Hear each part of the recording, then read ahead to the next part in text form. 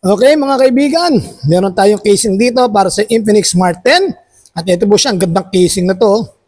Gold na gold, ika nga. So pagkakasya natin dito sa hawak natin Infinix Smart 10, tingnan natin kung perfect fit po siya. Gandang casing na to, ayan. Yun, saktong-sakto. Ito yung mga cutouts niya, sakto para sa ating mga butas dito sa mga ports at speaker. Ayan. At ito po, meron siyang bumper protection para sa ating camera lens at flash. Meron din siyang 4-corner protection, raised edges para sa ating screen. So mabagsak man na ganito, o na ganito, o na ganito, hindi siya mababasag o basta-basta masisira. Made out of acrylic material, hindi po ito maninilaw. Yan. At isa pa, hilahin mo na ganyan.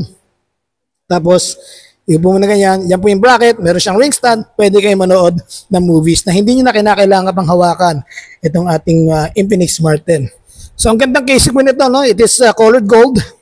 And ang maganda po rito, mabibili nyo lamang ito sa abot kayang halaga. All you need to do is to click on the yellow basket.